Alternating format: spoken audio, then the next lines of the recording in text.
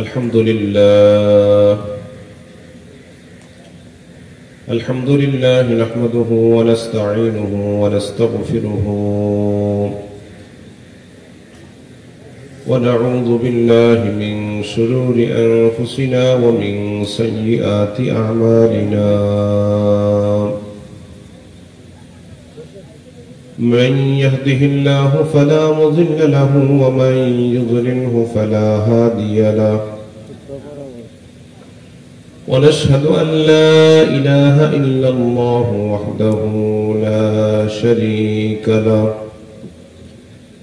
ونشهد أن سيدنا وسندنا وحبيبنا وطبيبنا ومولانا محمدا عبده ورسوله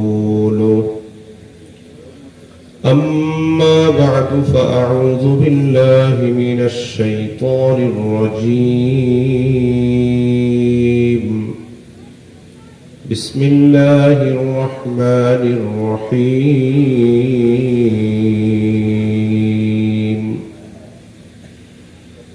قل هل يستوي الذين يعلمون والذين لا يعلمون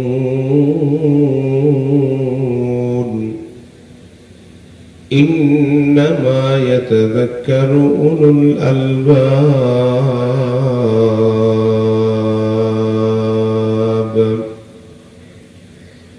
وقال النبي صلى الله عليه وسلم القرآن حجة لك أو عليك صدق الله مولانا العظيم وصدق رسوله النبي الأمي الكريم ونحن على ذلك لمن الشاهدين والشاكرين والحمد لله رب العالمين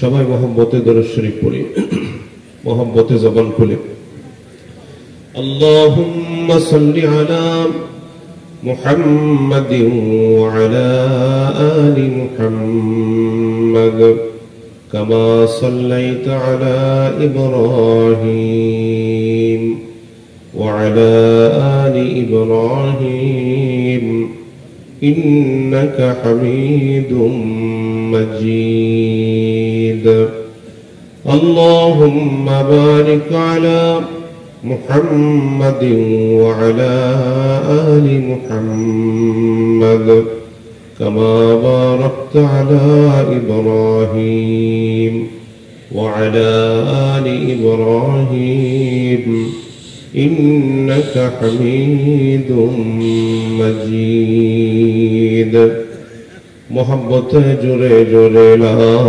إله إلا الله لا إله إلا الله لا إله إلا الله محمد رسول الله صلى الله عليه وسلم الحمد لله মাদ্রাসা দারুল হুদা ধানপুরা রায়গঞ্জ সিরাজগঞ্জ মাদ্রাসার পরিচালনা পরিষদ কর্তৃক আয়োজিত অধ্যক্ষার বার্ষিক ওয়াজ মাহফিলের সম্মানিত শ্রদ্ধাভাজন সদর মজলিস সম্মানিত সভাপতি, আজকের মাহফিলের সম্মানিত প্রধান অতিথি, সম্মানিত প্রধান মেহমান, প্রধান আলোচক হযরত বুজুর্গ উলামায়ে কেরাম, সামনে বসা সম্মানিত মুরব্বী নেজন, যুবক বন্ধুরা, ছোট ছোট ছেলেরা, পর্দার আড়ালে পর্দানসীন অবলা সরলা পরহেজগার আমার মা ও বোনেরা, আল্লাহ তাবারক ওয়া তাআলার দরবারে আলিশানে অসংখ্য অগণিত শুকরিয়া। আল্লাহ পাক রব্বুল আলামিন আমাদেরকে কবুল করেছেন, দিনই এই মজলিসে আসবার মতো, কাউকে কিছু কথা বলা এবং শোনার মতো সুযোগ করে দিয়েছেন। এজন্য সবাই দিল থেকে এক মর্তবা শুকরগুজার হই, কালিমাত শুকর আদায় করি আলহামদুলিল্লাহ। নবীজির প্রতি সবাই আবার এক মর্তবা দিল থেকে ভক্তিভরা দুরূদ ও সালাম প্রেরণ করি সাল্লাল্লাহু আলাইহি ওয়াসাল্লাম। সম্মানিত হাজিরিন, কালামে পাক থেকে একটু আয়াতে কারিমা নবী আলাইহিস সালাতু ওয়াস সালামের অসংখ্য হাদিস থেকে ছোট্ট একটি হাদিস পড়েছি। মুখতাসার সময়, অল্প সময় তেলাওয়াতকৃত আয়াত, কোটিটা হাদিসকে সামনে নিয়ে দ্বীনি শিক্ষার গুরুত্বের উপরেই, যেহেতু একটি মাদ্রাসার প্রোগ্রাম, সেই হিসাবে দ্বীনি শিক্ষার গুরুত্বের উপরেই মুখতাসার কিছু কথা আলোচনা করব। ওমা তাওফীকি ইল্লা বিল্লাহ আলাইহি তাওয়াক্কালতু ওয়া ইলাইহি মুনীব। এ পর্যন্ত বুজুর্গ উলামায়ে কেরামগণ অত্যন্ত জরুরি আলোচনা আমাদেরকে আপনাদেরকে শুনিয়েছেন। এরপরেও আজকের মাহফিলের সম্মানিত আলোচক আল্লামা আব্দুল বাসেত খান দামাত বারকাতুহুল আলিয়া হুজুর অনেক আগে এসে বসে আছেন। হুজুর আলোচনা করবেন। এরপরে আজকের মাহফিলের যিনি প্রধান মেহমান, উনি দোয়া করবেন, আলোচনাও করবেন।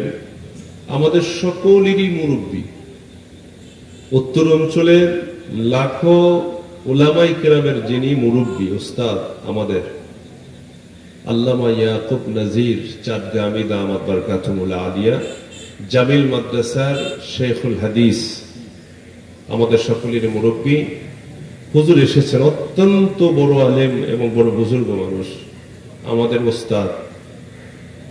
উনি আসছেন, হুজুর এসেছেন। হুজুর কিছু কথা বলবেন, এরপরে দোয়া হবে, মোনাজাত হবে, তারপরে যাবেন ইনশাআল্লাহ।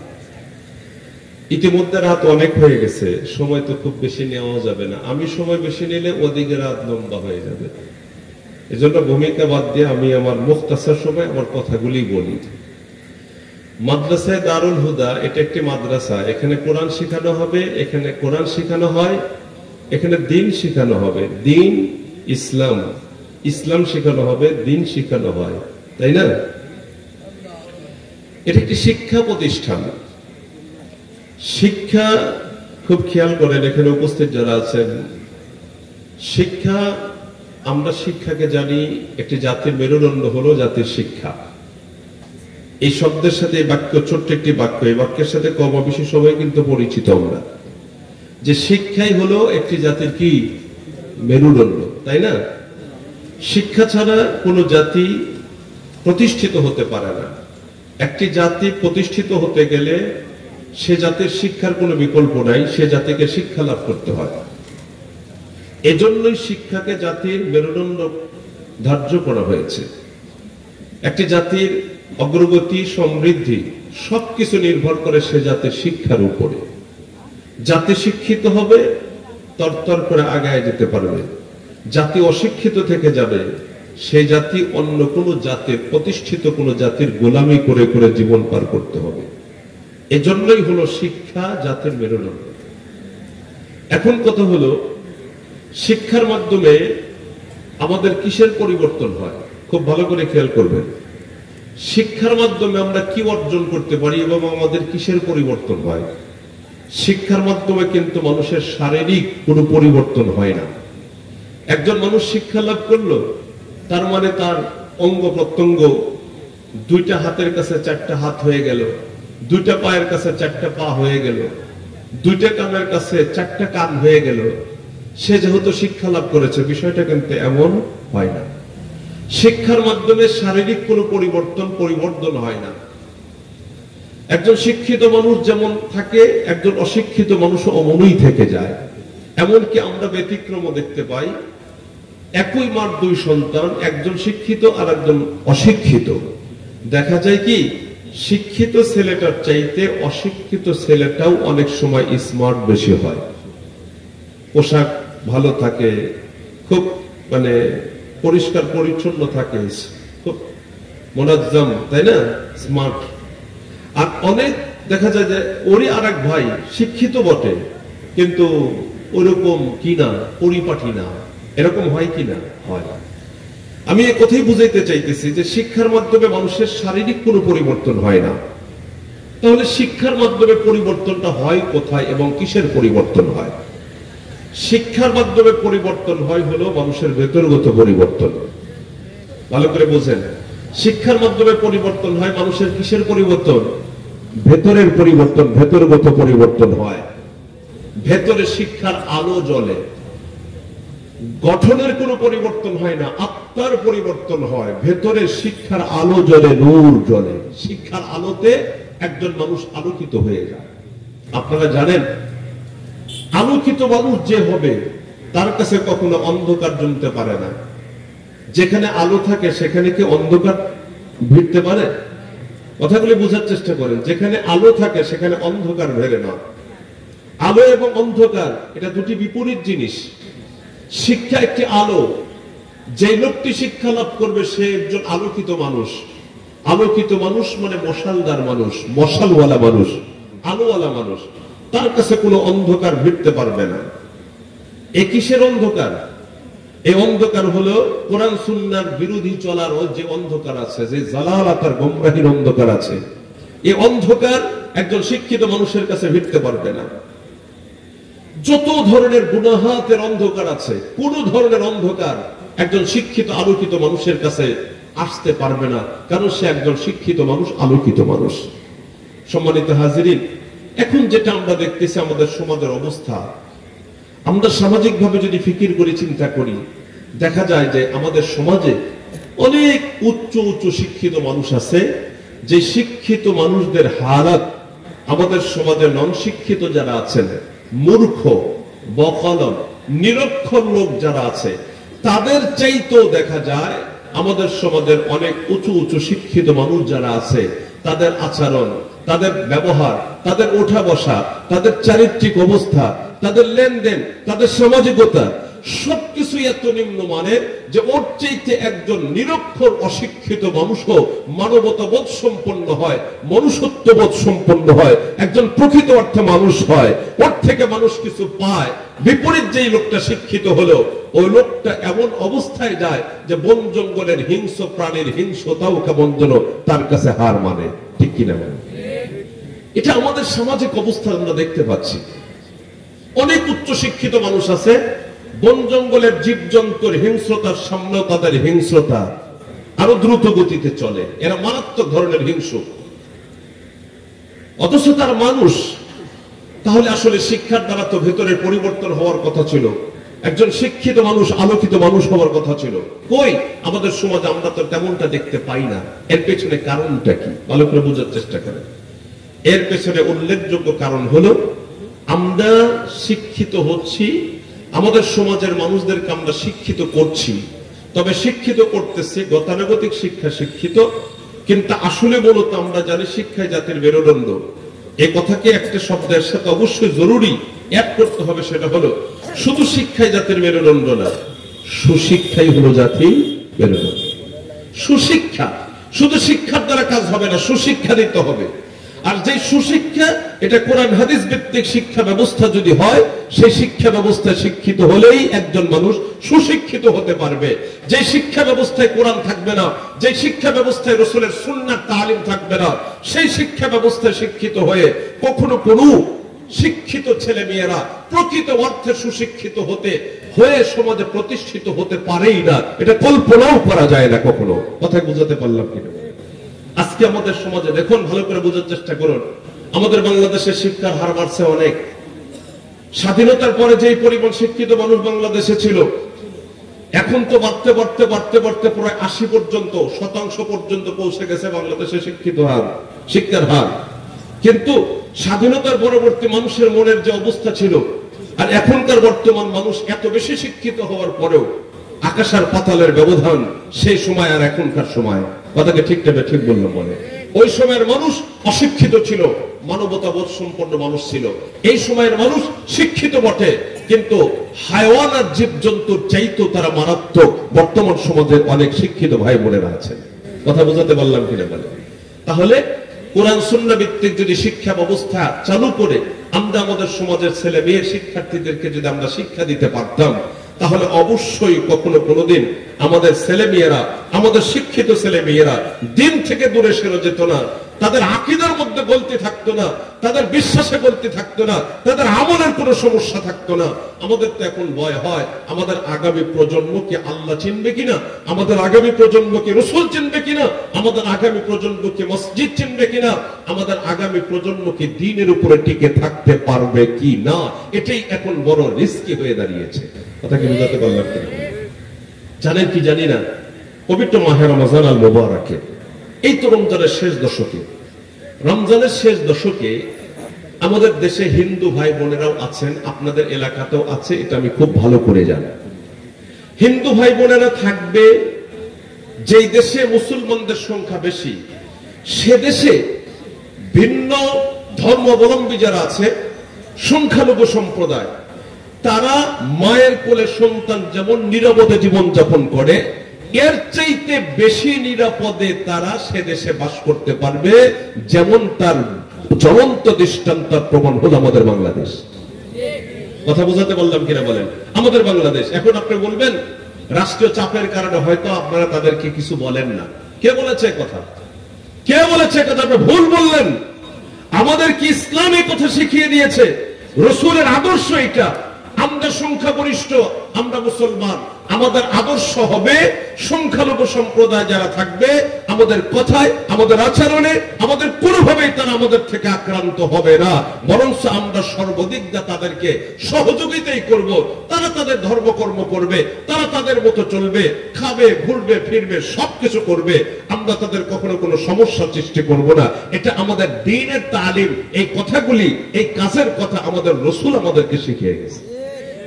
কথা বুঝেন নাই? কথা বুঝেন নাই?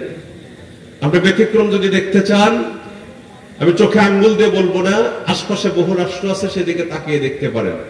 সে দেশগুলোতে মুসলমানদের চাইতে সংখ্যায় তারা বেশি, সেখানে মুসলমানরা কি আমার দেশে যেই পরিমাণ সংখ্যালঘু সম্প্রদায় নিরাপদে বাস করে, ওই রকম নিরাপদে কি আমরা ইমানদার কালিমাওয়ালারা কি বাস করতে পারছে কিনা, সেটাই দেখার বিষয়। কথা বোঝাতে বললাম কিনা বলেন? কখনোই তারা এ কথা বলতে পারবে না। জানেন কি জানি না, আল্লাহ হেফাজত করে, আমিন বলে। এই যে মাহে রমজানের শেষ দশকে যখন ইতিকাফ চলতেছিল, লাইলাতুল কদর হওয়ার সমূহ সম্ভাবনা ছিল, বেজর রাত্রিগুলাতে ইবাদতের অত্যন্ত গুরুত্বপূর্ণ একটি সময় পার করেছে। সেই সময় আমাদের দেশে হিন্দু ভাইদের অন্যতম ধর্মীয় একটি উৎসব ছিল হোলি খেলা। হোলির উৎসব ছিল কিনা? ছিল কিনা হোলির উৎসব? এই হোলি উৎসবে আমাদের দেশের একেবারে ঢাকা বিশ্ববিদ্যালয়ের ছেলে মেয়েরাও, যারা এদেশের বিবেক হবে, কথাকে ঠিক দেবে, ঠিক বললাম, এদেশের সবকিছুর পরিচালনার দায়িত্ব দায় তাদের ঘাড়ে কয়েকদিন পরে বর্তাবে। আমরা যাদেরকে এদেশের বিবেক মনে করছে আগামীর, সেই ছেলে মেয়েগুলাও, অনেকের মুখে খোঁচা খোঁচা দাড়িও আমরা দেখতে পেয়েছি, তারাও কিন্তু হিন্দু ভাইদের সাথে একাত্মতা ঘোষণা করে রোজা রাখার পরেও কিন্তু তারা হোলি খেলায় মেতে উঠেছিল। তারাও কিন্তু আমরা নামদারি মুসলমানদের সন্তান। সম্মানিত হাজিরিন, কথাগুলি খুব ভালো করে মাথায় নেন। লম্বা কথা বলা যাবে না, লম্বা কথা বলবো না, সময় এমনি তো অনেক হয়ে গেল। ভালো করে কথাগুলি বোঝার চেষ্টা করবেন। কোরআন সুন্নাহর ইলম যদি ওর ভিতরে থাকতো, কখনো কোনোদিন তারা মাহে রমজানে রোজা পালন করার পরে হোলি খেলায় কখনো মেতে উঠতো না। কথাকে ঠিক তবে ঠিক বললেন। হোলি খেলায় শুধু মেতে উঠেছে তা না, সাংবাদিক বন্ধুরা যখন তাদের সামনে লাউড স্পিকার দিয়েছে কথা বলার জন্য, প্রশ্ন করেছে, তারা কিন্তু বলেছে কি সমস্যা? আমি রোজাও পালন করেছি, হোলি উৎসবে আমি যোগদান করেছি, আনন্দ করতেছি, এখানে আবার সমস্যা কিসের? সমস্যা কোনটা, সমস্যা কোনটা না, এটা বাস বিচার করার যোগ্যতা আল্লাহ পাক রব্বুল আলামিন কোন মানুষের উপরে ছেড়ে দেয় নাই। কথাকে ঠিক তবে ঠিক বললাম। কোনটা ভালো, কোনটা মন্দ, কোনটা সহি, কোনটা গায়রে সহি, কোনটা করা যাবে, কোনটা করা যাবে না, এই বিষয়গুলি আল্লাহ পাক রব্বুল আলামিন আমার আপনার উপরে ছেড়ে দেয় নাই। সবগুলা আল্লাহ প্রদত্ত, নিয়ন্ত্রিত, আল্লাহর পক্ষ থেকে নিয়ন্ত্রণ করা হয়েছে। আল্লাহ রাসূলের মাধ্যম দিয়ে, কোরআন এবং সুন্নাহর মাধ্যম দিয়ে আমাদেরকে জানাই দিয়েছে এইটা করা যাবে, এটা করা যাবে না, এইটা তোমার জন্য ঠিক আছে, ওটা তোমার জন্য রাইট না। এই কথাগুলা কিন্তু স্পষ্ট করে বর্ণনা করে দিয়েছে। কারণ আল্লাহ পাক রব্বুল আলামিন খুব ভালো করেই জানে মানুষের মেধা হলো অস্বয়ং সম্পন্ন, মুস্তাকিল না। মানুষের উপরে যদি ভালো মন্দ যাচাই করার জন্য বিষয়টা যদি মানুষের ঘাড়েই ছেড়ে দেয়, তাহলে তারা সিদ্ধান্ত নিতে গিয়া ভুল করতে পারে, কারণ তাদের মেধা স্বয়ং সম্পন্ন না। অসম্পূর্ণ মেধা দিয়া ক্ষণিকের জন্য লাভ হবে, মজা পাবে এমন জিনিস তারা করতে চাবে, এটাকে সমাজে রূপ দেবে, বাস্তবায়ন করার চেষ্টা করবে। কথা বুঝাতে পারলাম কিনা? মুসলমান বন্ধুগণ আমার, এজন্য ইসলাম এই বিষয়গুলোকে কঠোর হাতে দমন করেছে, নিয়ন্ত্রণ করেছে, বলে দিয়েছে না না মন চাহি জিন্দেগি যাপন করার সুযোগ ইসলামে নাই। স্বাধীনতা তোমাকে দেওয়া হয়েছে, কিন্তু কিছু কিছু বিষয় তোমাকে অবশ্যই নিয়ন্ত্রণ করা হয়েছে। তুমি যা ইচ্ছা তা করবা, যা ইচ্ছা তা বলবা, যা ইচ্ছা তা মন্তব্য করবা, এই সুযোগ কিন্তু আমার এবং আপনার কাহারও নাই। কথা বোঝাতে পারলাম কিনা? আমার পায়ে বেরি লাগানো নাই, আমি মনের মতো চলতে পারবো না, বিষয়টা এমনও না।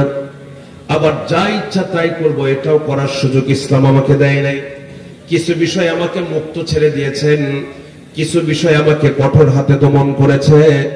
দোস্ত আমার, বন্ধুরা আমার, কথাগুলি ভালো করে মাথায় নেন। এজন্যই বলছিলাম সভ্যতা সংস্কৃতি, কোনটা সুসভ্যতা, কোনটা অপসংস্কৃতি, কোনটা সুস্থ ধারা সংস্কৃতি, কোনটা ভালো, কোনটা সভ্যতা, কোনটা অসভ্যতা, কোনটা হালাল, কোনটা হারাম, এটা কোনো মানুষ যদি নিজের ইচ্ছায় বলে এটা করছি, তাতে সমস্যা কি? রোজা রেখে হোলি খেলায় অংশ নিয়েছি, তাতে সমস্যা কি? কথা বুঝতে পেরেছেন কিনা বলেন?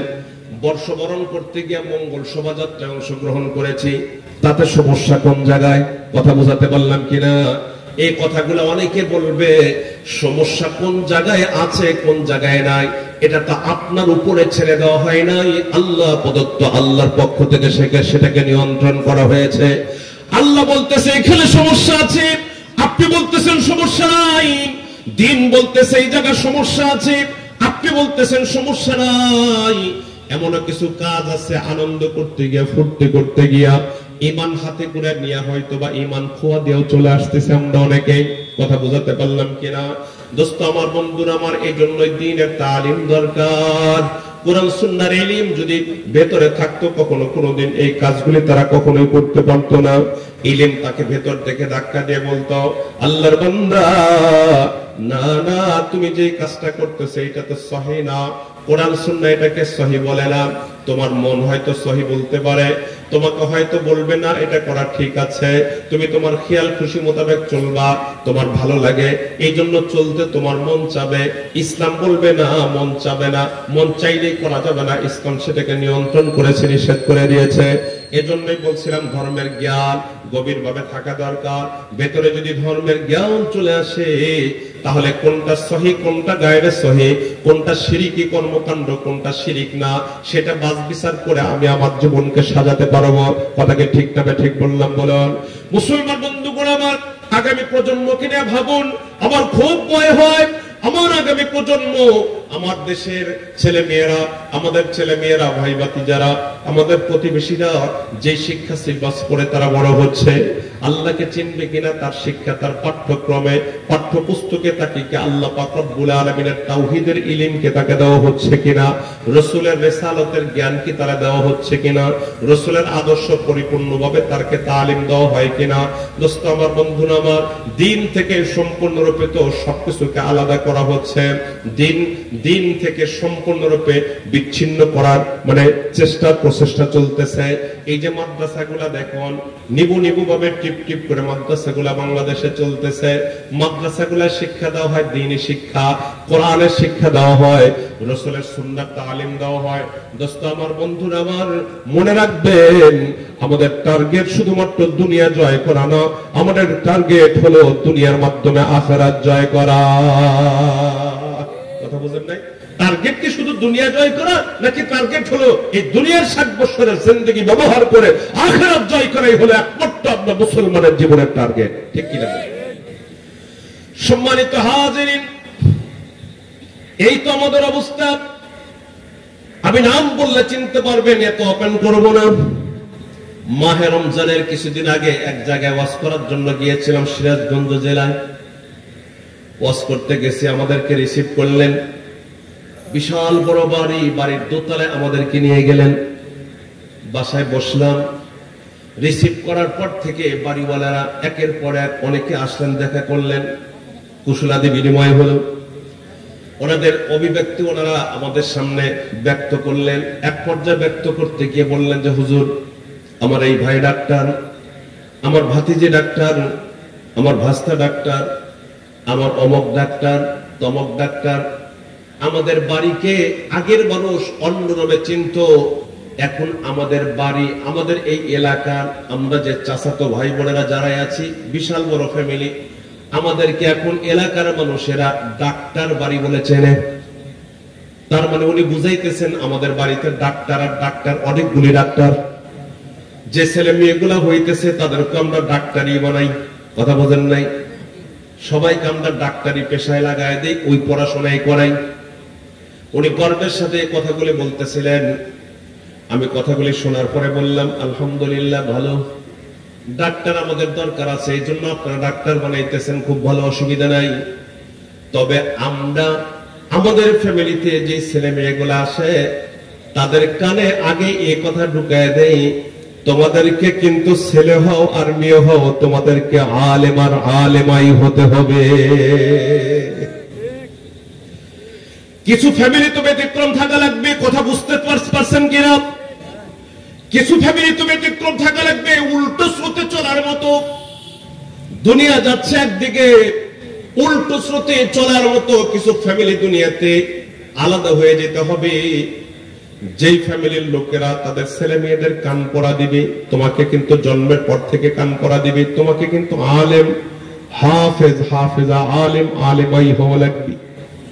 দোস্ত আমার, বন্ধুরা আমার, আমি বললাম এদেশে কিছু ফ্যামিলি এমন আছে, আপনারা যেমন নাকি ডাক্তার বাড়ি বলার কারণে আপনারা গর্ববোধ করেন, এতে আপনারা বড় খুশি হন, এদেশে কিছু ফ্যামিলি এমন আছে যাদের যেই ফ্যামিলিকে এলাকার মানুষেরা আলেম ফ্যামিলি বলে চেনে আর জানে। অনেকে বলবে, হুজুর কি বললেন, হাফেজ হবে, আলেম হবে, এতে কি লাভ? সরকারি কোনো চাকরিও করতে পারবে না, বেসরকারি কোনো ফার্মে চাকরি করে খেতেও পারবে না, বেকার হয়ে জীবনযাপন করবে। আলেম হয় আর হাফেজ হয় কি লাভ? ইমানের পরিশুদ্ধতা আগে দরকার। কোরআনে কারিমে বারেহা আল্লাহ পাক রব্বুল আলামিন এই কথাই বলেছেন, অফিস সামাই রিজকুকুম, তোমাদের রিজিক আমি দুনিয়াতে রাখি নাই, তোমাদের রিজিক আমি আল্লাহ আসমানে রাখছি। কোথায়? কথা বলেন, কোন জায়গায়? এই বুঝেন নাই? গরুর দুধ গরুর বানে পাওয়া যায়। কখন পাওয়া যায়? দুধটাই না বের করছেন, পরে আবার টানেন তো পান কিনা? আল্লাহ ভেতরে ঢুকায় দেয়, তারপরে পান। কথা কি ঠিক কিনা বলেন? এই জায়গায় খোরেন তো, এখানে কোনো শস্য পান কিনা? নাই, নাই, ধান নাই, চাউল নাই, কোনো কিছুই নাই। আল্লাহ বলেন, বান্দা বুঝো না, ফিস সামাই রিজকুকুম, আসমানে তোমাদের রিজিক আছে। শিক্ষিত হও, অশিক্ষিত থাকো, চিন্তা করো না, রিজিকের জিম্মাদার আমি আল্লাহ নিজের হাতে নিয়েছি। হাফেজ হইলেও খাইতে পারবা, আলেম হইলেও খাইতে পারবা, হাফেজ আলেম না হইলেও খাইতে পারবা, শিক্ষিত হলেও খাইতে পারবা, অশিক্ষিত থাকলেও খাইতে পারবা। খাওয়া নিয়ে টেনশন করার দরকার নাই। যেই জিনিস নিয়ে ভাবার দরকার সেগুলি না ভাবে না, আর যেগুলি নিয়ে ভাবার কোনো দরকার নাই সেগুলাই নিয়ে ভেবে সময় নষ্ট করে দেয়। এই ভাই, ভালো করে বুঝেন, আপনার বরাদ্দে যা আল্লাহ লিখে রাখছেন সেটা আপনি পাবেনই পাবেন, এর মধ্যে কোনো সন্দেহ নাই। সত্যি কথা বলতেছি, কোনো সন্দেহ নাই। যা বরাদ্দে আল্লাহ আপনার রাখছেন সেটা যে কোনো উপায়ই হোক আপনার হাতে, আপনার পকেটে, আপনার পেটে ঢুকবেই। খোদার কসম খেয়ে বললে আমি হানিস হব না, গুনাহগার হব না, কসমের কাফারা দেওয়া লাগবে না। আপনার বরাদ্দে একটা দানাও যতক্ষণ পর্যন্ত থাকবে অতক্ষণ পর্যন্ত দুনিয়ার থেকে আল্লাহ আপনাকে নেবেন না। আর দানা যখন ফুরিয়ে যাবে, পুরো দুনিয়ার মানুষ চেষ্টা করলে আপনাকে আর কেউ দুনিয়াতে রাখতে পারবে। আপনার বরাদ্দে যা আছে আপনি তাই পাবেন, একটা দানা বেশিও পাবেন না, একটা দানা কমও পাবেন না। আজকে সবচেয়ে বড় সমস্যা হলো আলেম বানাবে, হাফেজ বানাবে, মাদ্রাসায় পড়াবে। সবচেয়ে বড় সমস্যা, হুজুর এগুলা তো করবো ঠিক আছে, কিন্তু আমার ছেলে মেয়েগুলার লাইফ নষ্ট হয়ে যাবে, জীবন নষ্ট হয়ে যাবে, বেকার হয়ে যাবে, এরা লেখাপড়া করার পরে কি করে খাবে? এই প্রশ্নটাই আজকে ম্যাক্সিমাম মানুষের ভেতরে। অনেকে হয়তো স্পষ্ট মুখে বলে, অনেকে বলেন না, কিন্তু যারা বলে না তারা গোমরার মতো, মানে কথা কম বলে যারা, এরকম মানুষ এই কথাগুলি কিন্তু ভিতরে লুকায় কিন্তু ঠিকই রাখে। ওটাকে ঠিকঠাক ঠিক বললাম বলেন? অনেকে কিন্তু স্পষ্ট বলেন আর অনেকে বলেন না। মাদ্রাসায় পড়াবো, এই যে দারুল হুদা মাদ্রাসায়, দারুল হুদায় ভর্তি করায় দেব, আমার ছেলেটা কি করবে? এখানে পড়ে তারা হয়তো আলেম হবে, আলেম হয় কি করবে? হাফেজ হবে, হাফেজ হয় কি করবে? এর ভবিষ্যৎ কি? আরে ভাই, ভবিষ্যৎটা আপনার হাতে না, ভবিষ্যৎটা আল্লাহ নিজের হাতে রেখে দিয়েছে। ভবিষ্যৎ কার হাতে? আল্লাহর হাতে। বিশ্বাস করেন, যদি লেখাপড়া করলেই খাওয়া যাবে, লেখাপড়া না করলে খাওয়া যাবে না, তাহলে আল্লাহর দুনিয়ায় বহু অশিক্ষিত মানুষ আগেই না খায় কবে মারা যেত। ঠিক কিনা বলেন? কবে মারা যেত? এই দুনিয়ায় লেখাপড়া করেই তো শুধুমাত্র মানুষেরা, বাদ বাকি অন্যান্য জীবজন্তু কেউ কি লেখাপড়া করে? গরু, এক একটা অস্ট্রেলিয়ান গাভী কি পরিমাণ খাবার খায় দেখছেন না? অস্ট্রেলিয়ান গাভীগুলা খায় না? এক সারি খাবার দিচ্ছেন, নালি খোল ভুসি দিয়ে মাথায় দিচ্ছেন, নাক ডুবায় এক টানেই কিন্তু পুরা সারি খাবার। যেই পরিমাণ খাবার খেয়েছে, হায় হায়, ওই খাবার, ওই পরিমাণ খাবার আপনি তো সারা মাস ব্যাপী খাওয়া শেষ করতে পারবেন না। অথচ ওই গরুর বড় বড় ডিগ্রি আছে, তাই না? খুব লেখাপড়া করেছে। আপনি মাস্টার্স ডিগ্রি করা, আল্লাহ পাক আপনাকে ওই গরুর খাদেম বানাইছে। কথা বল না কেন? মাস্টার্স ডিগ্রি করে কোনো চাকরি নাই, কোনো চাকরি নাই। এখন কি করবে? গরুর খামার করো, ছাগলের খামার করো, ভালো একটা লাভজনক ব্যবসা। কি আল্লাহ কয়, বোঝো না? তুমি শিক্ষিত, তুমি রিজিকের পিছনে দৌড়াও, আর এই বোবা জন্তুগুলা অশিক্ষিত। আমি তুমি শিক্ষিতকে এই অশিক্ষিতর পিছনে লাগাই দিছি। সারাদিন ঘাস কাটবা, ভুসি মাখাইবা, ওদের গোসল করাইবা, ওদের পিছনেই তোমার সব। এই তুমি একজন মাস্টার্স করা ডিগ্রি নেয় একজন ছেলে, তোমাকে আমি আল্লাহ পাক এই গরু, ছাগল, এই মুরগির খাদেম বানাইছি। আর ওরা 24 ঘন্টা আল্লাহ মুখী, ওরা বাবুর মতো ঠ্যাঙ্গের উপর ঠ্যাং উঠাইয়া তোমার মতো মানুষের খেদমত নিয়ে ওরা মাকদুম হয়, তুমি খাদেম হইয়া ওদের খেদমত করো। সময় ওদেরকে ঔষধ খাওয়াও, সময় ওদেরকে পানি খাওয়াও, সময় ওদেরকে যা করার দরকার তাই করো। ওরা যে আল্লাহ মুখী এই জন্য মাকদুম, আর আমি যে দুনিয়া মুখী এই জন্য আমি খাদেম হয়ে গেছি। কথা বুঝেন নাই? কথা বুঝেন নাই? ইমান, আমি এটাই বলছিলাম, এটাই হলো ইমান। আমাদের অভিভাবকদের ইমান বড় দুর্বল। আজকে মাদ্রাসায় আমরা আমাদের ছেলে মেয়েদেরকে দিতে চাই না। মাদ্রাসায় ছেলে মেয়েদেরকে দিলে এমনও বহু অভিভাবক আছে, এমনও শিক্ষিত অনেক ভাইয়েরা আছেন, অভিভাবকরা আছেন, যে ছেলে মেয়েকে মাদ্রাসায় দিলে বলে দীর্ঘ শ্বাস ফেলে বলে, কি করছে রে, এই মেধাবী ছেলেটাকে মাদ্রাসায় দিল, আরে এর জীবনটা নিজের হাতে খুন করে দিল। কথা বোঝাতে বলে, এর জীবনটা নিজের হাতে খুন করে দিল, নষ্ট করে দিল। কোরআন পড়াইতেছে, হাদিস পড়াইতেছে, মাদ্রাসায় পড়াইতেছে, কি করে খাবে? বেকার হয়ে জীবন যাপন করবে। সত্যি করে বলেন, এদেশে অশিক্ষিত বেকার বেশি নাকি শিক্ষিত বেকার বেশি? কথা বলেন, কথা বলেন। চাকরির একটা কোটা আছে, বয়সের একটা সীমা আছে। আপনি বড় শিক্ষিত হয়েছেন কিন্তু বয়স পার হয়ে গেছে, সরকার আপনাকে চাকরি দেবে? দেবে? আপনাকে বেকার হয়ে জীবন যাপন করা লাগবে, বেকার।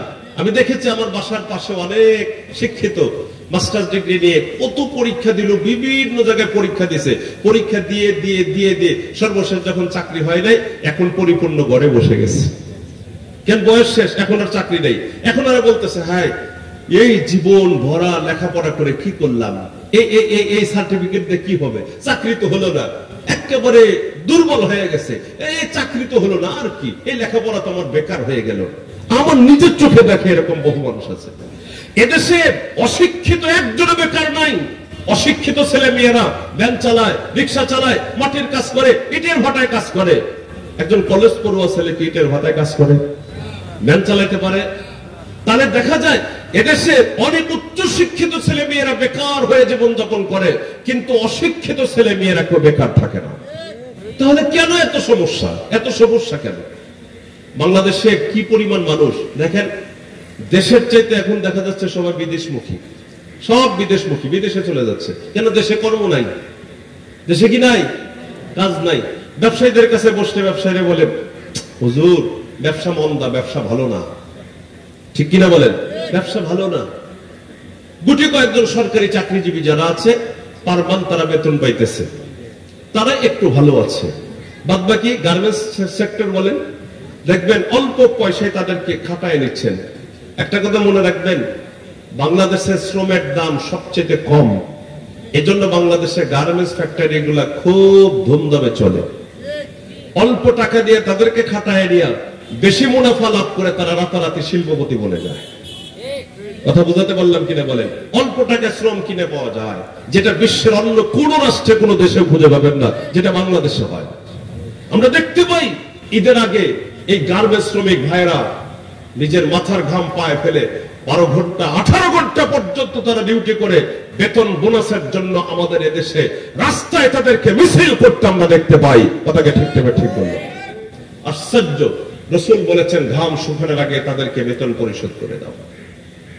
কি হচ্ছে দোস্ত আমার, বন্ধুরা আমার, আলোচনা লম্বা নয়, হুজুর চলে আসবেন এখনই। এই যে মাদ্রাসাগুলা টিপ টিপ করে চলতেছে, মাদ্রাসা বাংলাদেশের জমিনে যে ছোট ছোট যে মাদ্রাসাগুলি আছে, এই মাদ্রাসাগুলা হয়তোবা কিছু আছে প্রাইভেট প্রতিষ্ঠান, কিছু আছে হলো জনগণের অর্থায়নে পরিচালিত হয় এমন প্রতিষ্ঠান। দোস্ত আমার, বন্ধুরা আমার, এই প্রতিষ্ঠানগুলোতে যে ছেলে মেয়েগুলি লেখাপড়া করে তারা এখান থেকে কোরআন শিখে, দ্বীন শিখে, রাসূলের আদর্শ শিখে সেভাবে নিজের জীবনকে গড়াতে চায়, আখিরাতকে টার্গেট বানায়, আখিরাতের জিন্দেগির জন্যই তারা দুনিয়ার জীবন ব্যয় করে। সম্মানিত হাজিরিন, দুনিয়া যদি একবার শেষ হয়ে গেল, এই দুনিয়ার জীবনকে কাজে লাগায় আখিরাতের জিন্দেগিতে আমি নিজেকে কোন একটা অবস্থানে নিয়ে যেতে পারলাম না, আমার মতো ক্ষতিগ্রস্ত, আপনার মতো ক্ষতিগ্রস্ত আর কেউ হতে পারে না। আর যদি দুনিয়াতে পাইলাম না পাইলাম আলহামদুলিল্লাহ, না পাইলেও কোনো সমস্যা নাই, আখিরাত আল্লাহ আমারে পুরাই দিয়েছে, আমার মতো সাকসেসফুল ম্যান আমি ছাড়া আর কেউ না।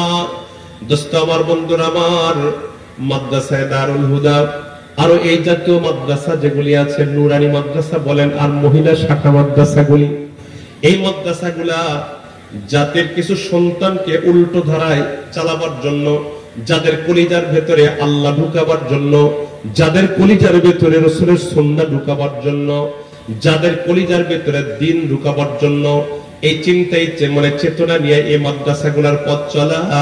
দোস্ত আমার, বন্ধুরা আমার, এই মাদ্রাসাগুলাতে যে ছেলে মেয়েগুলি লেখাপড়া করে, আমি দেখতে পেরেছি, আমি যদি এই কথাটা বলি আপনারা আমার কথার সাথে দ্বিমত পোষণ করতেও পারবেন না।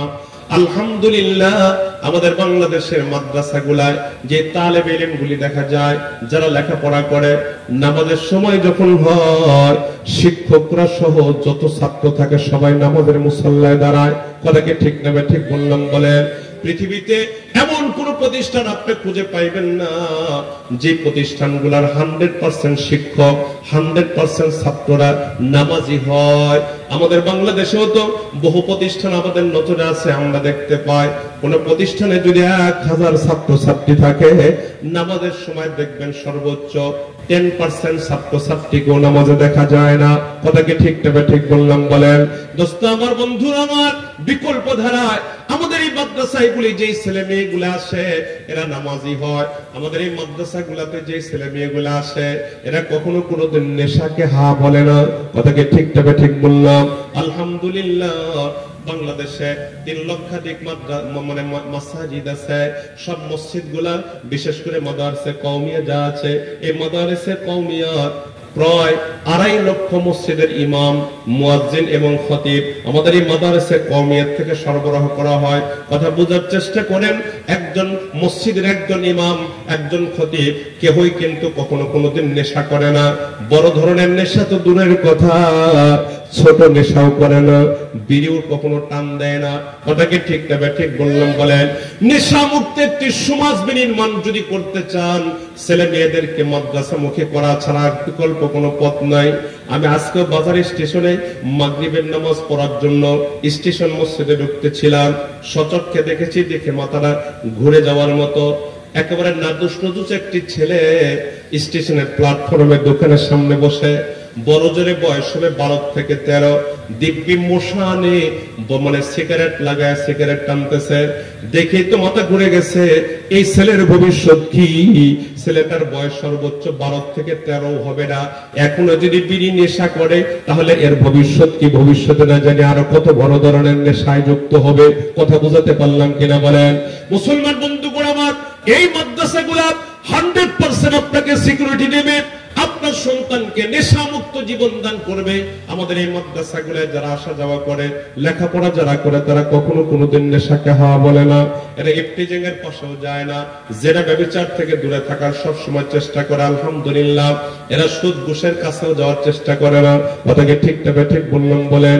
নামাজের সময় হবে 5 ওয়াক্ত নামাজ মুসল্লায় মসজিদে গিয়ে আদায় করার চেষ্টা করে। আমি বহু দেখেছি একই বাবার সন্তান, বড় ভাই, মেজ ভাই, ছোট ভাই, 3 ভাইয়ের একজন মাদ্রাসায় পড়ে, বড় আর ছোটটা আজান দেওয়ার পরে বলে এই মাদ্রাসায় যেটা বলে এই মসজিদে যাও, নামাজ পড়বা না, হাফেজ সাহেব নামাজে যাও না কেন?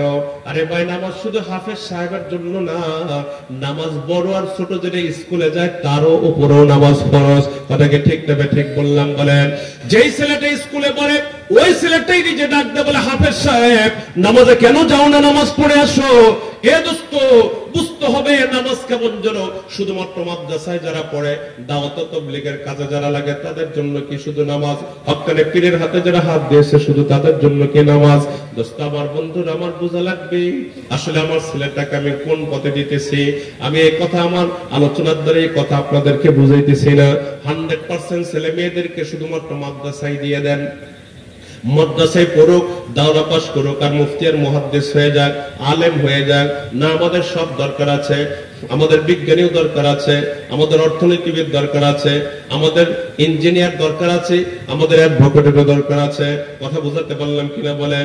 সব দরকার আছে, সব আমাদের দরকার। কিন্তু একটা কথা মনে রাখবেন, কাজের ক্ষেত্র ভিন্ন হবে, চেতনা হবে আমাদের অভিন্ন। বুঝেন নাই কথা? ডাক্তার ডাক্তারি পেশায় নিয়োজিত থাকবে, উকিল ওকালতি করবে, ইঞ্জিনিয়ার তার পেশা নিয়ে থাকবে, অর্থনীতিবিদ অর্থ নিয়ে থাকবে, কৃষিবিদ কৃষি বিষয় নিয়ে গবেষণা করবে। দোস্ত আমার, মৎস্যজীবী মৎস্য নিয়ে গবেষণা করবে। ভালো করে বোঝার চেষ্টা করবেন, প্রত্যেকের কাজের ক্ষেত্র ভিন্ন থাকবে, কাজের ক্ষেত্র ভিন্ন থাকবে, ডিপার্টমেন্ট থাকবে আলাদা আলাদা, কিন্তু চেতনা থাকবে অভিন্ন। ডাক্তারের চেতনাও থাকবে যা, ইঞ্জিনিয়ারের চেতনাও থাকবে তা, অ্যাডভোকেটের চেতনাও থাকবে তা, আলেমের চেতনাও থাকবে তা। আমরা এই বার্তাটাই আপনাদেরকে দিতে চাই, অভিন্ন চেতনার মানুষ আমরা হতে চাই। দোস্ত আমার, বন্ধুরা আমার, আমরা দেখতে পাই না পশ্চিমারা চায় সাংস্কৃতিক আগ্রাসনের মাধ্যমে আমাদের চেতনাকে ভিন্ন করতে চায়। যেমন নাকি মাঝে মাঝে বড় ধরনের সাংস্কৃতিক ঝড় আমাদের উপর দিয়ে বয়ে যায়, যেগুলা কোরআন সুন্নাহ সবার সমর্থন করে কিনা সেগুলো আমরা ফিকির করি না। ভালো করে কথা বোঝার চেষ্টা করবেন, ভালো করে বোঝার চেষ্টা করবেন। বোমা বিস্ফোরণ করে একসাথে এত মানুষ হত্যা করা যায় না, ব্রাশ ফায়ার করে একসাথে এতগুলি মানুষ হত্যা করা যায় না, অ্যাটম বোম নিক্ষেপ করেও একসাথে এতগুলি মানুষের প্রাণহানি করা যায় না, ক্ষতি করা যায় না। সাংস্কৃতিক আগ্রাসনের মাধ্যমে যেই পরিমাণ ক্ষতি করা যায়, কথা বুঝাতে পারলাম কিনা বলেন? অসভ্যতার মাধ্যমে, অপসংস্কৃতির লালনের মাধ্যমে, মুসলিম মিল্লাতে, মুসলিম সমাজে অপসংস্কৃতি ছড়িয়ে দেওয়ার মাধ্যমে যেই পরিমাণ ক্ষতি করা যায়, অপসংস্কৃতির ছোবলে পুরা জাতিকে ধ্বংস করা যায়। মনে রাখবেন, পশ্চিমাদের এটাও বড় একটা চাল, মুসলমানদের চেতনাও ভিন্ন ভিন্ন করে দেওয়া। বুঝেন না কথা? মুসলমানদের চেতনাকেও ভেঙ্গে খান খান করে দেওয়া, এটা হলো পশ্চিমাদের চাল। ভালো করে কথাগুলি বোঝার চেষ্টা করবেন। অনেক সময় হয়ে গেল, আমি আলোচনা করব না। হুজুরকে দিয়ে আসেন, হুজুরকে দিয়ে আসেন, অনেক আলোচনা হয়ে গেছে। হুজুর কথা বলবেন, এরপর আমাদের ওস্তাদে মুহতারাম উনি কথা বলে দোয়া করে দিবেন। আমি যে বার্তাটা আপনাদেরকে দিতে চাইছিলাম সেটা হলো, এই মাদ্রাসায় দারুল হুদা সহ এলাকার যত মাদারিস আছে, বাংলাদেশে যত মাদ্রাসা আছে, এই মাদ্রাসাগুলা আমাদের দিনদার একটি কাফেলা জন্ম দিতে চায়, একটি নামাজি কাফেলা বের করে দিতে চায়, একটি নির্ভেজাল নেশামুক্ত একটি কাফেলা বের করে দিতে চায়, একটি নির্ভেজাল আল্লাহমুখী একটা কাফেলা সমাজে বের করে দিতে চায়, যারা রাসূলের আদর্শ লালন করবে, তাদের কাজের ক্ষেত্র ভিন্ন হতে পারে, চেতনা হবে অভিন্ন, অভিন্ন চেতনা নিয়ে মাঠে নামবে, এমন একটি কাফেলা জন্ম দিতে চায়। এটাই হলো আমাদের দেওবন্দিয়াতের মাকসাদ, এই মাদ্রাসাগুলোর মাকসাদ। আমি উদাত্ত আহ্বান করবো আপনাদেরকে, শুধু টাকা দিয়ে না, সবচেয়ে বড় কুরবানি হবে আপনাদের ছেলে মেয়েদেরকে মাদ্রাসামুখী করা। এই মাদ্রাসায় দারুল হুদা অত্যন্ত মনোরম সুন্দর পরিবেশে প্রতিষ্ঠিত একটি মাদ্রাসা। দেখেছেন আপনারা? মাদ্রাসার ভেতরে কি ঢুকেছিলেন? ঢুকবেন, একটু যাবেন। অত্যন্ত মনোরম সুন্দর পরিচ্ছন্ন পরিবেশে এই মাদ্রাসাটি পরিচালিত হচ্ছে। চেষ্টা করা হচ্ছে আরো সুন্দর থেকে সুন্দর যেন করতে পারা যায় এই মাদ্রাসাটা। এখানে আপনার সন্তান, আদরের কলিজার টুকরা সন্তান নিরাপদে থাকবে, নিরাপদে পড়বে, এবং হযরত বড় বড় উলামায়ে কিরামদের তত্ত্বাবধানে এই মাদ্রাসা পরিচালিত হচ্ছে। বিশেষ করে রৌহা মাদ্রাসা, বেতুয়া মাদ্রাসা বড় বড় যারা আসাদায়ে কিরামগণ আছেন, ওনারা মাঝে মাঝে ভিজিট করেন, মাঝে মাঝে এসে তদারকি করেন যে ছেলে মেয়েদের লেখাপড়া কেমন হচ্ছে, তাদের কিভাবে পড়াইতেছেন, কোন পরিবেশে তারা থাকতেছে, সবকিছু তদারকি ওনারা করে থাকেন। মাওলানা মাহফুজ আমাদের ছাত্র, মাদ্রাসা মূলত ও প্রতিষ্ঠিত করছে, আপনাদের সহযোগিতা চায়, আপনাদেরকে সাথে নিয়ে চলতে চায়, কিন্তু ওকেও যারা চালান ওনারা হলেন বড় বড় উলামায়ে কেরাম যারা আছেন, ওনাদের কথার বাহিরে মাহফুজও যায় না, যাওয়ার কোনো সুযোগও নেই। বাস উলামায়ে কেরামদের মুহাক্কিক তাজরবাওয়ালা অভিজ্ঞতা সম্পন্ন যে উলামায়ে কেরাম আছেন, তাদের কথায় এই মাদ্রাসা সুন্দরভাবে পরিচালিত হচ্ছে। আমি উদাত্ত আহ্বান জানাবো, এই শাওয়াল মাসের এই তো 1-2 দিন পর থেকেই মাদ্রাসার বিভিন্ন শাখার ভর্তি চালু হয়ে যায় আমাদের বাংলাদেশে। আপনাদের ছেলে মেয়েদেরকে লোকেশনটা অত্যন্ত সুন্দর, পরিবেশ অত্যন্ত ভালো, আশপাশে যারা আছেন কমস কম অনাবাসিকও যদি আপনারা আপনাদের ছেলে মেয়েদেরকে পড়াতে চান, তাহলে আপনাদের ছেলে মেয়েদেরকে এখানে সুন্দর পরিবেশে পড়ানোর মতো ব্যবস্থা আছে। আমি অনুরোধ করবো আপনাদেরকে, মালি কোরবানির চাইতে জানি কোরবানি বেশি দরকার। আপনার কি মনে চায় না যে আপনার একটি ছেলে কোরআনের হাফেজ হোক? আপনার কি মনে চায় না যে আপনার একটি মেয়ে কোরআনের হাফেজা হয়ে যাক? এটা কি মনে চায় না? হ্যাঁ, দরকার। আলেম হোক, আলেমা হোক, এটা বড় দরকার। দেখবেন আলহামদুলিল্লাহ, আলহামদুলিল্লাহ, একজন আলেম, একজন হাফেজ দুনিয়াতেও কাজে লাগে, আখিরাতেও কাজে লাগে। এখন তো দেখা যাচ্ছে অনলাইনে বহু ঘুরতেছে, আপনারা যারা জানেন, বিশেষ করে যুবক বন্ধুরা যারা অনলাইনের সাথে আপনারা সম্পৃক্ত, তারা তো খুব ভালো করে জানেন, অনেক উচ্চ শিক্ষিত ছেলে মেয়েদের বাবারা আজকে অসহায় অবস্থায়, যে ছেলে মেয়েরা তাদেরকে দেখতেছে না, সর্বশেষ তাদের বাবা মার ঠিকানা হয়েছে বৃদ্ধাশ্রম। কথা কি ঠিক নেবে? ঠিক বললাম? বলেন। আজকে এরপর আরেকটা জরিপ যেটা বাংলাদেশে দেখা গেছে, এদেশের যত উচ্চ শিক্ষিত, যত অর্থবিত্তের মালিক হয়েছে, তাদের সাথে তাদের পিতা মাতাদের সম্পর্ক সম্পূর্ণরূপে বিচ্ছিন্ন হয়ে গেছে। কেন? যারা বিদেশে প্রতিষ্ঠিত হয়েছে, যে ছেলে মেয়েগুলো উচ্চ শিক্ষিত হয়ে বিদেশে যারা পাড়ি জমাইছে, বিদেশে সেকেন্ড হোম করতেছে, বিদেশে মানে তারা নাগরিক হয়ে যাচ্ছে, দেখবেন যে তাদের সাথে তাদের বাবার মা এদের সম্পর্ক বৎসরে না 2, 4, 5, 10 বৎসরে একবার হয় কিনা দেখা সাক্ষাৎ। কথা কি ঠিক না? ঠিক বললাম? বলেন। এরপরে শিক্ষিত হয়ে যারা ঢাকায় যারা থাকে, চাকরিজীবী, চাকরি বাকরি করে, গ্রামে বৎসরে 1, 2, 3, 4 বার আসতে পারে কি পারে না? কথা বোঝাতে বললাম কিনা? বলে দেখা যায় যে কাজের চাপের কারণেই সম্পর্ক একটু ধীরে ধীরে ভাটা পড়ে যায়, মানে বিচ্ছিন্নের মতো হয়ে যায়। কিন্তু সম্মানিত হাজিরিন, যদি দিলের মধ্যে আল্লাহর ভয় থাকে, ওইভাবে যদি ছেলেটা গড়ে ওঠে, দিনদার হয়ে যদি ছেলেটা গড়ে ওঠে, মেয়েটা যদি দিনদার হয়ে গড়ে ওঠে, তাহলে দেখবেন কখনো কোনোদিন পিতা এবং মাতাকে ওইভাবে ফালায় কখনো রাখবে না। চেষ্টা করবে পিতা মাতার খবরগিরি করার, চেষ্টা করবে আপনজন প্রিয়জনদের খবর রাখার চেষ্টা করবে। হ্যাঁ, মরণের পরেও খবর রাখার চেষ্টা করবে, মরণের আগেও খবর রাখার চেষ্টা করবে। এজন্য আমি আপনাদেরকে এই বার্তাটাই দিয়ে যাচ্ছি, সেটা হলো মাদ্রাসায়ে দারুল হুদা চলমান চলতেছে, আলহামদুলিল্লাহ, রেজাল্টও ভালো, পড়াশোনার মানও ভালো। তো এই যে নুরানি শাখা, এই যে এখানে একটা ঘর দেখতেছেন, নুরানি শাখা চলবে, তারপরে এখানে কি আছে, এখানে মহিলা শাখা চলবে, হেফজখানা চলবে, আন্তর্জাতিক মানের হাফেজ এখানে থেকে যে বের হতে পারে, এই চিন্তা, এই প্ল্যান, এই প্রোগ্রাম আছে। এজন্য আপনাদেরকে বলবো ভাইয়েরা, বিশেষ করে ওলামায়ে কেরাম যারা আছেন, আপনাদের সহযোগিতা না হলে চলবে না, আপনাদের সহযোগিতা আরো বেশি দরকার। ওলামায়ে কেরামরা, আপনারা যারা স্থানীয় ওলামায়ে কেরাম আছেন, আপনারা একটু মাদ্রাসার প্রতি সুনজর দিবেন। আপনারা যদি একটু বলে দেন, দেখবেন অনেক অভিভাবক তাদের ছেলে মেয়েদেরকে মাদ্রাসামুখী করবে, সুন্দর পরিবেশে প্রতিষ্ঠিত এই মাদ্রাসা, তখন দেখবেন আলহামদুলিল্লাহ মাদ্রাসা চলে উঠবে। এটা আপনারই বেশি উপকার হবে, দ্বীনের কিছু আলো আপনার ঘরে ঢুকবে, আপনার কলিজার টুকরা সন্তান দ্বীন শিখে বাস আলোকিত মানুষে সমাজে বের হয়ে যেতে পারবে। কথা কি বুঝাতে পেরেছি কিনা বলেন আপনাদেরকে? সম্মানিত হাজিরিন, হুজুর চলে আসবেন, আমি আর কথা লম্বা করবো না, ইতিমধ্যে অনেক কথাই বলে ফেললাম। আল্লাহ পাক রব্বুল আলামিন যেন আমাদের সবাইকে দিনদার, পরহেজগার, আলিম, হাফিজ, আলেম, হাফেজের মা বাবা হওয়ার তৌফিক যেন আল্লাহ পাক আমাদেরকে দান করেন। আমিন বলেন আল্লাহুম্মা আমিন। এবং পর্দার ভেতরে যে মা বোনেরা আছেন, আপনাদের চাইতে পর্দার ভেতরে মাদের সংখ্যা অনেক বেশি, পর্দার ভেতরে মায়েদের সংখ্যা অনেক বেশি।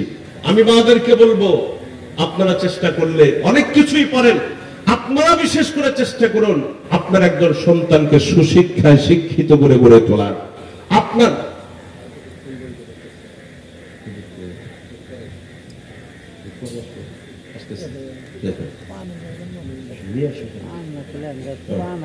এজন্য বলছিলাম, বিশেষ করে মা বোনদেরকে বলবো, আপনারা চেষ্টা করেন, আপনারা মা বোনেরা জেদ ধরলে বা মা বোনেরা এরাদা করলে অনেক কিছুই পারেন। ভাই বসুন, হুজুর চলে আসতেছেন তো, আব্দুল বাসাদ খান সাহেব হুজুর দামাত বরকাতুল্লাহ আলাইহি, উনি আসতেছেন, উনি স্টেজে চলে আসবেন। আমি ভয়ে ভয়ে ছিলাম, আমার তো 11টার মধ্যে শেষ করার কথা, এটা পার হয়ে যাচ্ছে, এজন্য ভয়ে ভয়ে ছিলাম যে কখন হুজুর চলে আসে, কখন চলে আসে। যাই হোক, হুজুর চলে আসবে। শুনেন, আমি যে বার্তাটা বিশেষ করে আপনাদেরকে দেওয়ার জন্য উঠছি, সেটা হলো যে চেষ্টা করেন আপনাদের ছেলে মেয়েদের মধ্যে হতে দ্বীনের জন্য একটি ছেলে বা একটি মেয়েকে কুরবানি করে দেওয়ার। মনে করেন যে ফালাই দিচ্ছেন, জাগা যা হয় হবে। কোথায় ফালাইছেন? কোরআনের মাঝে ফালাই দিচ্ছেন, হাদিস শেখার জন্য ফালাই দিচ্ছেন, দ্বীনের জন্য ফালাই দিচ্ছেন।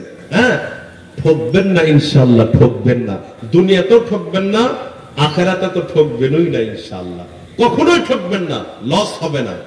আজকে দেখতেছি তো আমরা, দেখেন নাই গাজীপুরে কালীগঞ্জে বাবা হয়ে নিজের সন্তানকে কুড়াল দিয়ে কোবায় মারছে, দেখছেন? বাবা হয়ে নিজের সন্তানকে কুড়াল দিয়ে কোবায় মেরে সে দীর্ঘ শ্বাস ফেলে বলতেছে, জাগ্গা আল্লাহ বড় মুসিবতের থেকে আমারে বাঁচাইলো। নিজের হাতে পুলিশের কাছে দিচ্ছে, ধরা দিচ্ছে, আমি নিজের সন্তানকে হত্যা করেছি। কেন? এত জ্বালান জ্বালাইছে, মা বাবা দুইজনে অতিষ্ঠ হয়ে একবারে দেয়ালে পিঠ থেকে গেছে। যখন পৃথিবীতে এমন কোন মা বাবা হতে পারে না যে মা বাবা নিজের সন্তানকে হত্যা করে। আপনি চিন্তা করুন, এই মা বাবা কোন পর্যায়ে যাওয়ার কারণে নিজের হাতে সিদ্ধান্ত নিয়ে ইচ্ছা করে নিজের সন্তানকে হত্যা করেছে। মুসলমান বন্ধুগণ আমার সন্তান যেন দুনিয়াকে নরক না বানায়। নেশাগ্রস্ত যারা হবে তারা অবশ্যই দুনিয়ার জীবনটাকে নরকে পরিণত করবে। তারপরে যাদের চরিত্র খারাপ হবে, নানান দিক দিয়ে খারাপ হবে, তারা তাদের দুনিয়ার জীবনকে নরক আর আগুনের জাহান্নামে পরিণত করবে। দোস্ত আমার, বন্ধুরা আমার, এজন্য চাইছিলাম ব্যতিক্রম, অন্য পথে চালাবার জন্য, দ্বীনি পথে চালাবার জন্য। দ্বীন যদি ভেতরে ঢুকে, আলহামদুলিল্লাহ দেখা যায় এখনো দিনদার মানুষ, দ্বীনের চেতনা যাদের ভেতরে আছে তারা কিন্তু অন্যরকম।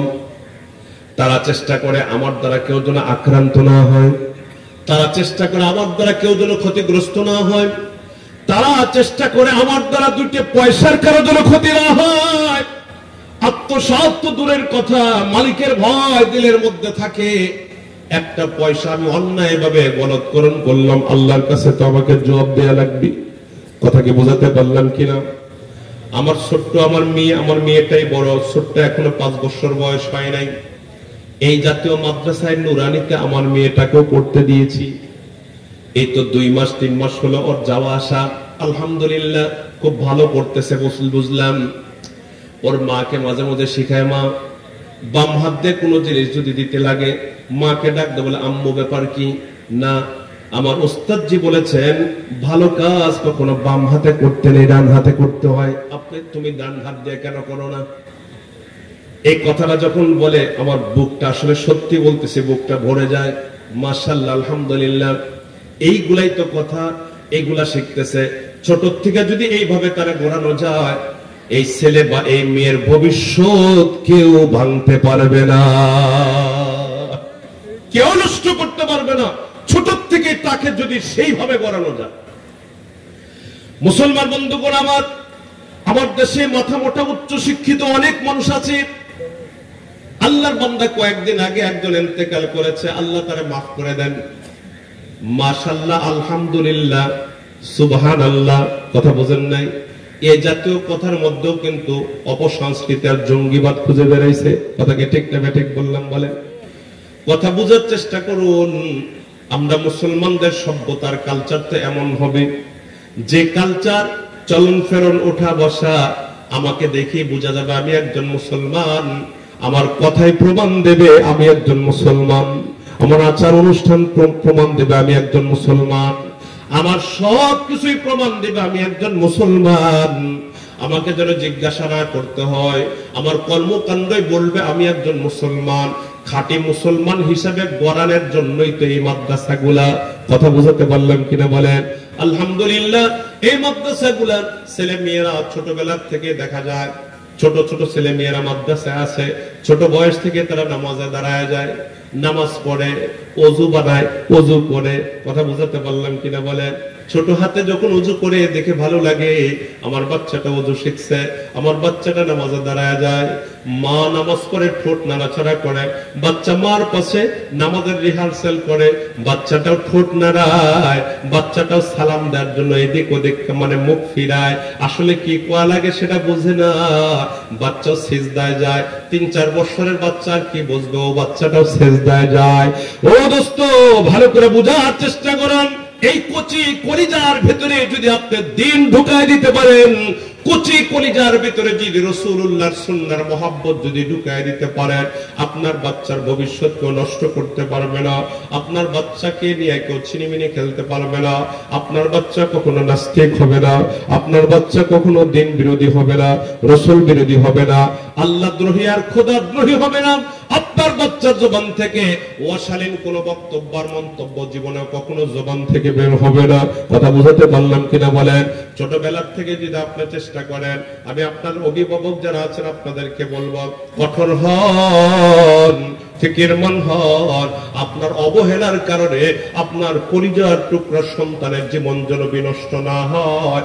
আপনার সন্তান আল্লাহর আমানত যেন আপনার ভুল সিদ্ধান্তের কারণে নষ্ট না হয়ে যায়। হয়তোবা দুনিয়া কারি কারি পাইলেন, কিন্তু আখিরাত হারায় ফেললেন। মরে যাবেন তো দুনিয়ার মতো, দুনিয়া পড়ে থাকবে, বাড়ি পড়ে থাকবে, গাড়ি পড়ে থাকবে, যা কিছু করছেন সব দুনিয়াটা দুনিয়াতে পড়ে থাকবে। আমল যেগুলা করবে আপনার সন্তান, সেগুলাই তো আপনার সন্তানের সাথে আখিরাতে যাবে। দোস্ত আমার, বন্ধুরা আমার, আপনার অবহেলার কারণে যদি আপনার সন্তানের জীবন নষ্ট হয়ে যায়, আপনার সন্তানের আগে আপনাকে আল্লাহর দরবারে জবাবদিহিতার কাজ করে দাঁড়ানো লাগবে। আল্লাহর নবী যেটা হাদিসের মধ্যে কথা ওপেন স্পষ্ট বর্ণনা করেছেন, আলা কুল্লুকুম রাইন, আমাদের সবাইকে আল্লাহ রাসূল রাখাল বলেছেন। আমরা রাখাল, আমাদের রাখালিতে আমাদের বাচ্চাগুলোকে আল্লাহ দিয়েছেন। ভুল সিদ্ধান্তের কারণে দেখুন, কুল্লু মাউলুদিন ইউলাদু আলাল ফিতরা ফাআবওয়াহু ইউহাব্বিদানিহি আও ইউনাসসিরানিহি আও ইউমাজ্জিসানিহি। প্রত্যেক সন্তান দ্বীনের উপরে জন্ম লাভ করে, অভিভাবক যারা আছে পরবর্তীতে তাকে ডাইভার্ট করে অন্য পথে পরিচালিত করে। প্রত্যেক সন্তানকে ফিতরাতান আল্লাহ পাক রব্বুল আলামিন হক গ্রহণ করার মতো যোগ্যতার ইস্তেদাদ দিয়ে দুনিয়াতে পাঠায়। দোস্ত আমার, বন্ধুরা আমার, এই কচি কলিজার ভিতরে অন্য কোন জাল ঢুকিয়ে দেয়, অন্য কালিমা ঢুকিয়ে দেয়, অন্তর নষ্ট করে দেয়। ফাআবওয়াহু, তার পিতামাতায় তাকে নিয়ে চিনিমিনি খেলে তাকে অন্য পথের পথিক বানায় দেয়। কেউ বা তার সন্তানকে ইহুদি বানায়, কেউ বা তার সন্তানকে নাস্তিক বানায়, কেউ বা তার সন্তানকে মুক্ত চিন্তার অধিকারী বানায়, কেউ বা তার সন্তানকে প্রকৃতি পূজারী বানায়, কেউ বা তার সন্তানকে পৌত্তলিক বানায়, মুশরিক বানায়, কেউ বা তার সন্তানকে সূর্যের পূজারী বানায়, কেউ বা তার সন্তানকে দাহরিয়া বানায়। দোস্ত আমার, বন্ধুরা আমার, অনুরোধ থাকবে, আমি অভিভাবকের ভুল সিদ্ধান্তের কারণে যেন আমার সন্তানের জীবন মাটি না হয়ে যায়। 60 বছরের জীবনই আমাদের মূল জীবন না, 60 বছরের জীবনটা আমাদের কেন্দ্র, একেবারে সর্বশেষ জীবন না। আমরা জানি এই জীবনের পরে অনন্তকালের একটি জীবন আমাদের জন্য আসবে, যেই জীবনটা জীবনটাই লাশ। ও জীবনে কেউ যদি হেরে যায় সে প্রকৃত অর্থে হেরে যাবে, ওই জীবনে কেউ যদি পার পেয়ে গেল সেই প্রকৃত অর্থে পার পেয়ে গেল। দোস্ত আমার, বন্ধুরা আমার, এজন্যই বলবো আমার ভুল সিদ্ধান্তের কারণে যেন আমার কলিজার টুকরা সন্তানের জীবন খাম না হয়ে যায়, মাটি যেন না হয়ে যায়। ওকে তাওহীদ শেখানো দরকার, ওকে রিসালাতের তালিম দেয়া দরকার, ওকে মসজিদ চেনানো দরকার, ওকে আখিরাতের তালিম দেয়া দরকার, আখিরাতমুখী করা দরকার। এরপরে যেদিকে আপনি নিয়ে যান যান, কোনো অসুবিধা নাই, আমাদের সব দরকার আছে, কিন্তু সকলের কলিজার ভিতরে আল্লাহর ভয় ঢোকা দরকার আছে। আল্লাহ যেন আমাদের সবাইকে কবুল করেন, আমিন। সম্মানিত হাজিরিন, হুজুর চলে আসবেন, আমার আলোচনার শেষ, হুজুরই অল্প সময়ের মধ্যে চলে আসবেন। এই যে মাদ্রাসায় দারুল হুদার কথা বলছিলাম, এই মাদ্রাসায় দারুল হুদা পরিচালিত হচ্ছে ইতিমধ্যে মোটামুটি ভালোই কিছুদিন হলো চলতেছে, খুব বেশি বয়স হয়েছে তাও না, পথ চলা শুরু হয়েছে আলহামদুলিল্লাহ। তবে মাদ্রাসা চলবে আপনাদের দোয়া, এবং আপনাদেরকে আগেও বলেছি আপনাদের সার্বিক সহযোগিতা মাদ্রাসা পরিচালনা পরিষদ আপনাদের থেকে চান, কামনা করে সার্বিক সহযোগিতা। মাশাআল্লাহ, আলহামদুলিল্লাহ, হুজুর চলে আসছেন, হুজুর কথা বলবেন, আমি ছেড়ে দেবো, আমি স্টেজ থেকে নেমে যাব। তবে হুজুরই একটা কথা বলেছেন, সেই কথাটাই শুধুমাত্র বলার জন্য আমি বলতেছি, সেটা হলো যে মাদ্রাসা আপনাদের থেকে, মাদ্রাসাওয়ালার একবার এখানে মাদ্রাসা পরিচালনা পরিষদ আপনাদের থেকে সহযোগিতা কামনা করে। প্রথম যে সহযোগিতা সেটা হলো যে আপনারা আপনাদের সন্তানদেরকে মাদ্রাসায় পাঠাবেন। এখানে বালিকা শাখা আছে, নুরানি শাখা আছে, হেফজ শাখাও এখানে আছে। আপনাদের ছেলে মেয়েদেরকে সুন্দর পরিবেশে পড়াবার জন্য লোকেশনটা অত্যন্ত সুন্দর, বিশেষ করে অনাবাসিক আপনিও পড়াতে পারবেন, আপনাদের ছেলে মেয়েগুলো এখানে দিবেন। বিশেষ করে নুরানি শাখা, যে এই নুরানি শাখায় যা পড়ানো হয়, আমাদের এই যে আপনার স্কুলের যে সিলেবাস আছে সেটার সাথে সমন্বয় করে পড়ানো হয়। আলহামদুলিল্লাহ, আমাদের নুরানি ছেলেরা মেয়েরা যেই লেখাপড়া করে, এই আমাদের বাংলাদেশের প্রাইমারি স্কুলগুলোতেও ওই মানের লেখাপড়া অনেক জায়গায় দেওয়া হয়। দেখা যায় আমাদের নুরানি ছেলে মেয়েরা রেজাল্ট আরো ভালো করে, এরা এই পরীক্ষা অংশ নিতে পারবে এই মানের তারা, এবং পরীক্ষা অংশ নিয়ে এরা আরো ভালো রেজাল্ট করে। তো এই জন্য প্রথমত আপনারা কুরবানি করবেন, আপনাদের ছেলে মেয়েদেরকে একটু মাদ্রাসা মুখী করবেন। আর এখন নগদ একটু কুরবানির কথা, এদের মাহফিলটা হচ্ছে, দিনই কিছু কথাও আপনারা শুনলেন হলো, মাহফিলটার পেছনেও অনেক ব্যয় আছে। যদি কারো কাছে আমরা জোরাজুরি করব না, জোরাজুরি করতেও নিষেধ করেছেন, জোরাজুরি নাই। কেউ যদি কিছু আর্থিক সহযোগিতা করতে চান, যে মাহফিলটার কিছু খরচ আছে, ব্যয় আছে, এটা আপনি একটু অংশ নিতে চান, 10 টাকা, 20 টাকা, 100, 500, 1000, 2000 টাকা কেউ যদি দিতে চান, একটু মেহেরবানি করে আমি সবাইকে একটা হাত উঠাতে বলবো। সবাই একটা হাত উঠাবেন, মেহেরবানি করে সবাই একটা হাত উঠাবেন। মাশাআল্লাহ, হাত উঠান সবাই, ইনশাআল্লাহ, আলহামদুলিল্লাহ। যে পকেটে টাকা আছে শুধু ওই পকেটে হাতগুলো ঢুকিয়ে দিবেন, থাকলে দিয়ে, না থাকলে না দিবেন, জোরাজোরি নেই। যদি কিছু দেওয়ার মতো থাকে, মাহফিলের কিছু খরচাও আছে, যদি একটু অংশ নিতে চান, বা মাদ্রাসায় কিছু দুস্থ ছেলে মেয়েরাও লেখাপড়া করে, আপনি তাদের পারপাস যদি কিছু দিতে চান, ইনশাআল্লাহ মাদ্রাসা গ্রহণ করবে, তাদের পেছনে ব্যয় হবে। একটু মেহেরবানি করে, আমাদের এই যে মাওলানারা গেছেন, ভাইয়েরা গেছেন আপনাদের কাছে, যদি কেউ কিছু দেওয়ার থাকে ইনশাআল্লাহ মেহেরবানি, মা বোনদের কাছে লোক গেছেন, মা বোনেরা আপনারা মেহেরবানি করে যে যতটুকুন পারবেন বেশির থেকে বেশি দেওয়ার চেষ্টা করবেন। অনেক এতিম, অসহায়, দুস্থ মেয়েরা, ছেলে মেয়েরা এখানে লেখাপড়া করে, যদি তাদের পাশে আপনি একটু দাঁড়াতে চান, আলহামদুলিল্লাহ, এককভাবে মৌলানা মাহফুজার কতটুকুন করবেন। অনেক গরিব ছেলে মেয়েরা আছে, তাদেরকে দেখা যায় ফ্রি পড়াতে হয়, শিক্ষকদের বেতন তো ঠিকই দিতে হয়, তাদেরকে ফ্রি পড়ানো লাগে। যে ঠিক আছে, ইনশাআল্লাহ যে কথাগুলি বলা হলো, আমরা বললে বলা শূন্যওয়ালাকে সবাইকে আমল করার তৌফিক দান করেন। হুজুর চলে আসছেন, আমি হুজুরকে বসে কিছু কথা বললাম, হুজুরি ওখান থেকে আমাকে নির্দেশ করেছিলেন, এই জন্য আমি আসলে মূলত কথাগুলি বলছি। হুজুরের জন্য দোয়া করবেন, আল্লাহ যেন সিহহাতান কামিলা, আল্লাহ যেন ওনাকে দান করেন, আমিন বলেন, আল্লাহুম্মা আমিন। পরিপূর্ণ সুস্থ